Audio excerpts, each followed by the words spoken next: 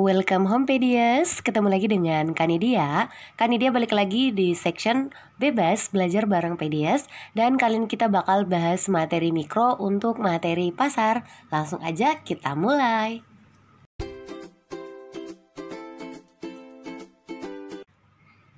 Jadi kali ini kita bakal bahas materi tentang pasar nih Pedias ya. Jadi kalian pasti udah sering banget lah ya main ke pasar atau bahkan menjadi pelaku tetap di pasar ya. Jadi produsen atau jadi pembeli yang suka main ke pasar. Nah, di ekonomi kita udah tahu banget lah ya, berdasarkan tingkat persaingannya pasar itu kita bagi menjadi dua, oke? Ada yang persaingannya tingkat sempurna, perfect, dan ada yang nggak perfect. Nah, tapi sebelum bahas jenis pasar based on persaingannya, kita mesti satu paham dulu nih tentang konsep dari definisi si pasar. Nah, apa sih pengertian pasar yang kalian pahami? Ya mungkin bakal banyak yang bilang, oh tempat bertemunya pembeli dan penjual kak.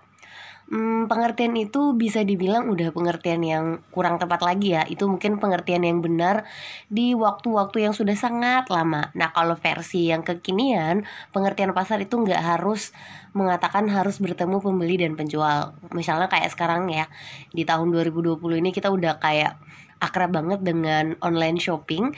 Dan itu juga adalah salah satu bentuk pasar yang ada dalam ekonomi. That's why kalau ada yang nanya apa sih definisi pasar yang tepat menurut ekonomi, kita bakal bilang pasar adalah bertemunya, siapa nih kira-kira yang bertemu? Iya, yang bertemu hanyalah demand dan supply. Sesimpel itu. Demand kalau dalam bahasa Indonesia kita sebut apa? Iya, permintaan. Lalu kalau kita ngomong supply artinya apa nih? Oke bener, penawaran. Nah kalian udah pasti tahu lah ya, supply dilakukan oleh produsen, while demand dilakukan oleh konsumen. Nanti insya Allah Kanidia bakal buatin video spesial tentang hukum permintaan dan penawaran serta faktor-faktornya, karena sampai sekarang belum Kanidia buatin ya. Insya Allah segera dibuat. Nah, jadi udah beres ya pengertian tentang pasar, karena dalam real life kita nggak melulu kita harus bertemu secara fisik antara si pembeli dan penjual ya, baru disebut dengan pasar. Bahkan kalau kayak Kanidia aja lumayan sering menggunakan pasar yang abstrak ya, nggak bertemu secara fisik, dan itu juga termasuk definisi pasar. Oke, aman ya. Nah, selanjutnya tadi kan dia sebut pasar itu kita bisa bagi berdasarkan tingkat persaingan ya. Nah, pasar berdasarkan tingkat persaingannya nanti di ekonomi bisa kita bagi menjadi dua geng besar. Apa aja tuh gengnya? Iya, kalian bakal bisa bilang, oh yang pertama adalah pasar yang sifat persaingannya itu sangat sempurna. Jadi udah benar-benar bersaing secara ketat nih orang-orang yang ada di pasar ini. Tapi ternyata dalam kenyataannya pasar persaingan sempurna itu nggak bisa kita temukan 100% dalam real life. Adanya cuma yang kayak mendekati doang. Nah, kenapa? Ya karena ada ciri-ciri dari PPS yang nggak bisa kita temukan dalam real life. Nanti bakal kita bahas lebih detail. Nah karena perfectly competition market itu nggak ada, maka muncullah yang kita sebut dengan istilah pasar persaingan yang tidak sempurna. Yang tidak sempurna, non sempurna ya, kayak gitu ya. Nah yang nggak sempurna ini ternyata di ekonomi kita bagi menjadi berapa jenis lagi? Iya, sebenarnya ada beberapa jenis, cuma yang paling common kita bisa sebut ada 3 ya, yang paling common aja. Yang pertama apa? Ya, pertama adalah monopoli. Lalu yang kedua ada yang kita sebut dengan oligopoli. Iya, dan yang terakhir adalah pasar persaingan apaan? Iya, monopolistik. Ya, jadi di series ini Kanidia bakal membedah 4 ciri-ciri dari pasar masing-masing ya, PPS, monopoli, oligopoli, dan monopolistik.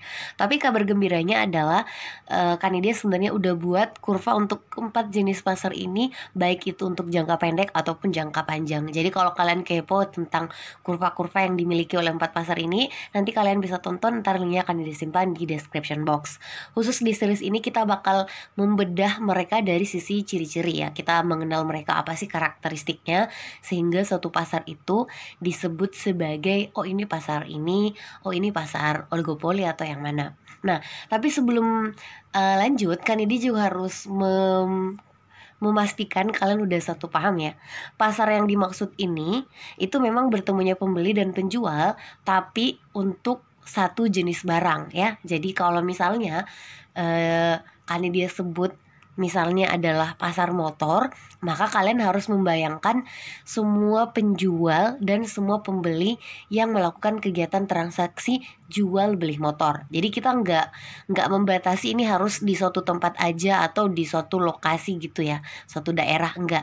Ini based on barangnya. Jadi kalau misalnya nanti kita sebut pasar makanan ringan, kalian bayangin semua orang yang terlibat dalam pasar makanan ringan itu, penjual atau pembeli. Ya kalau kita sebut bahasa lainnya adalah industrinya ya, kayak gitu ya. Jadi yang ada di produksi untuk satu barang yang sama. Kalau beda barang itu beda pasar. Oke, bisa dipahami ya.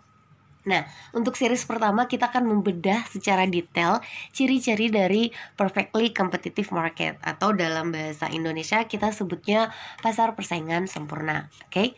Nah, pasar pertama yang Kanidia sebut ini bisa dibilang sebenarnya nggak ada dalam real life, tapi mendekati ada ya. Nah, nanti Kanidia akan lebih sering menggunakan istilah PPS aja supaya lebih instan gitu ya. PPS. Nah, kenapa dia disebut dengan pasar persaingan sempurna? Langsung aja kita kepoin.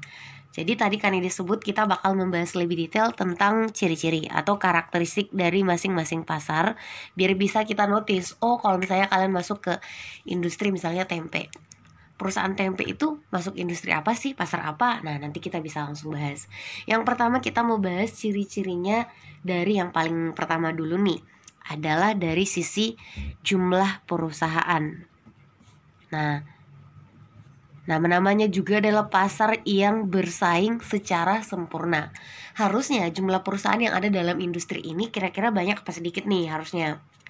Iya, jawabannya haruslah banyak atau bisa dibilang banyak sekali ya. Angkanya berapa? Nggak ada peraturan tentang berapa angka mutlaknya, intinya banyak ya, kayak gitu. Nah, lalu yang kedua, apa ciri-ciri PPS yang bisa kita notice? Ya, ciri-ciri PPS yang kedua bisa kita lihat dari jenis barang yang diperjualbelikan ya. Jadi jenis barangnya. Nah, jenis barangnya ini sebenarnya yang bisa kita bilang salah satu ciri yang paling membuat pasar persaingan sempurna itu nggak ada dalam real life. Kenapa? Karena mereka menjual barang yang sifatnya homogen. Homogen itu kalau dalam bahasa yang paling sederhana itu artinya identik, atau kalau bahasa dia sih mirip banget ya. Jadi udah kayak nggak bisa kita bedain. Nah, contoh pasar yang mendekati PPS apa sih kak? Ya biasanya pasar-pasar produk pertanian. Nah, misalnya kita ambil aja contohnya adalah Apple. Nah, Apple itu walaupun kita sebut ada misalnya 3 penjual Apple ya yang berbeda, kita nggak bakal bisa bilang udah pasti dijamin Apple dari 3 perusahaan yang berbeda itu, 3 produsen yang berbeda itu tuh pasti sama persis. Misalnya warnanya sama persis, kemerah-merahannya, lalu ukurannya, lalu rasanya kita nggak bisa pastiin ya. Sementara kalau kita sebut jenis barang itu homogen, artinya identik banget. Nggak bisa kita notice, oh ini Apple dari si produsen A, si produsen B, si produsen C. Bisa kan kita bisa bedakan antara satu Apple dengan Apple yang lain. Nggak usah ke perusahaan yang lain, dalam satu produsen aja bahkan rentan terjadi perbedaan. Ya walaupun memang agak mendekati homogen, cuma 100% homogen itu enggak, oke? Nah makanya kalau kita nanya apa sih industri yang mendekati PPS, ya salah satunya adalah produk-produk industri untuk produk-produk pertanian, kayak gitu ya. Nah selanjutnya, apalagi nih ciri-ciri PPS yang bisa kita explore. Ciri-ciri PPS yang keempat yang bisa kita explore itu dari sisi kemampuan mereka menentukan harga. Kemampuan menentukan harga, tentukan harga. Tadi kita udah sepakat produsennya banyak apa sedikit? Iya banyak banget. Lalu barangnya ada beda dengan satu dengan yang lain? Nggak ada. Maka menurut kalian kalau misalnya udah ditetapkan nih harga apel harusnya misalnya 20.000 nih untuk 1 kilo apel, apakah bisa ada satu perusahaan yang lain yang mengatakan kita harus jual 21.000 ya biar untung kita lebih banyak? Bisa nggak? Ya jawabannya mungkin bisa, tapi ada nggak yang bakal beli apel dia? Nggak bakal ada, karena kita udah tahu kalau Apple yang dijual untuk semua produsen itu sama. Jadi kalau misalnya ada yang menetapkan harga di atas harga yang udah ditetapkan sebelumnya, itu nggak bakal ada yang ngelirik si produsen itu. Oke, makanya dari ciri-ciri pasar persaingan sempurna kita bisa bilang produsen itu nggak punya kemampuan untuk menentukan harga. Kayak gitu ya, tidak ada. Lalu selama dalam cerita kita Apple bakal selalu harganya 20.000 ya kak. Ya fun fact-nya adalah bisa kok harga Apple itu nggak lagi 20.000 kalau yang mau merubah harga itu bukan satu aja tapi semua produsen Apple ya. Jadi misalnya ada Persatuan Penjual Apple Seluruh Indonesia, PPASI. Nah mereka kemudian bikin rapat tahunan gitu, kayaknya kalau 20.000 harga Apple terlalu murah ya, kita naikin ya. Nah kalau udah satu suara kayak gitu, si penjualnya bisa kejadian harga Apple mengalami perubahan. Tapi itu kalau udah semua, kalau cuma 1-2 orang gak bisa, kayak gitu ya. Sifat selanjutnya yang bisa kita lihat untuk mengidentifikasi ciri-ciri dari pasar persaingan sempurna adalah apa nih bahasanya ya, kalau hambatan untuk masuk pasar ya, bahasa yang sering di buku-buku itu kayak gitu. Hambatan masuk keluar pasar. Ini bukan literally masuk keluar pasar yang kalian bisa pahami ya, tapi ini masuk dan keluar pasar itu artinya kalian menjadi pelaku ya, maksudnya menjadi produsen di pasar tersebut. Nah kan tadi kan ide udah sebut salah satu contoh pasar yang mendekati PPS itu adalah pasar produk pertanian. Dan misalnya kayak teman kalian nih ada yang jual terong gitu ya, kalian lihat, wah dengan jualan terong aja dia bisa naik haji kak, wah saya juga mau dong jualan terong. Nah kira-kira kalau kalian mau masuk ke pasar alias menjadi penjual terong, itu susah apa enggak nih menurut kalian? Ya kalian bakal bilang mudah banget kok kak. Ya mudah banget, nggak perlu ada surat keterangan berkelakuan baik, nggak perlu ada kita submit ijazah atau seterusnya, mudah banget kan ya. Ya nggak sih. Nah terus kalau misalnya hanya dalam 3 hari kalian jualan terong dan dirasa kayaknya omsetnya nggak membahagiakan deh, berhenti deh jadi penjual terong, susah nggak? Iya jawabannya mudah banget lah. Semudah punya niat membalikkan telapak tangan, beres ya. Hari ini kita udah mau tutup lapak, udah goodbye dari pasar terong, gampang banget. Makanya kalau ada yang sebut hambatan untuk masuk dan keluar pasar itu bisa dibilang di PPS itu nggak ada, alias sangat mudah untuk keluar dan masuk pasar ya, kayak gitu ya, pasti bisa dipahami. Nah selanjutnya pertanyaan selanjutnya nih, ada juga ada yang nanya, hubungan harga dan MC itu gimana kak? Ya, jadi di ekonomi itu seharusnya seorang produsen yang baik itu menetapkan harga itu sama dengan marginal cost-nya atau tambahan biaya dari setiap memproduksi tambahan satu unit barang. Normally seperti itu. Tapi ternyata dalam kenyataan ada yang suka mengeksploitasi konsumen, ya minta lebih dari biaya yang dia keluarkan. Nah, tapi happy fact-nya kalau di PPS, karena mereka sekali lagi tadi persaingannya super duper sempurna, nggak boleh ada yang nakal ya dalam tanda kutip, makanya kita bisa bilang, bukan kita bisa bilang ya, nanti kita bakal ketahui mereka itu dalam menentukan harganya itu sama dengan MC. Jadi no eksploitasi konsumen, nggak ada ya, sama persis. Nah selanjutnya yang juga menjadi ciri-ciri dari PPS itu tentang informasi ya. Informasinya tentang apa aja? Ya banyak, misalnya tentang harga yang berlaku di pasaran normalnya berapa, atau kayak bagaimana sih mereka memproduksi barang, ciri-cirinya, kualitasnya itu ada kayak gitu. Itu contoh informasi.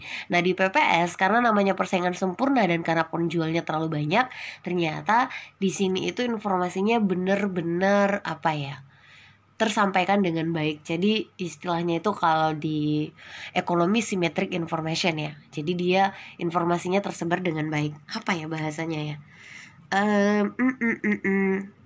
Diketahui dengan baik lah ya sama si produsen, sama si konsumen. Jadi nggak ada konsumen yang nggak tahu kalau harga Apple itu standarnya 20.000 sekilo. Mereka tahu dan mereka udah paham juga tentang ciri-ciri atau kualitas dan seterusnya.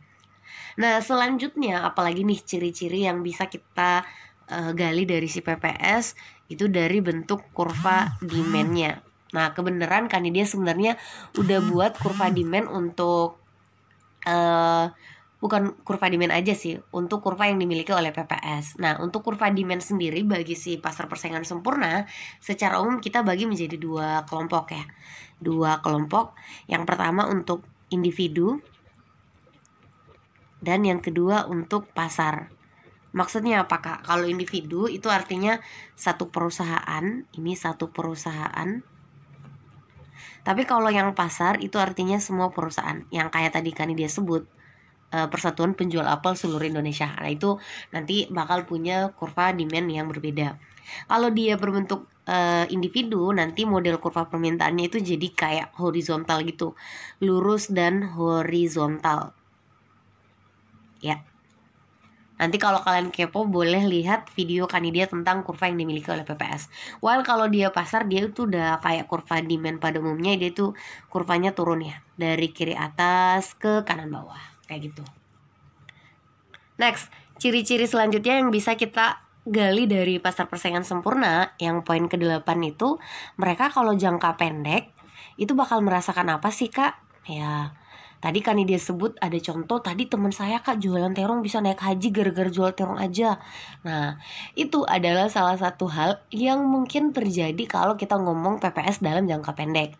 Nah, jadi kalau kalian bayangin ada penjual terong yang naik haji, berarti kan labanya super duper fantastis ya. Jadi yang pertama kalau jangka pendek mereka bisa merasakan laba fantastis, kalau kita sebutnya misalnya ya laba super normal.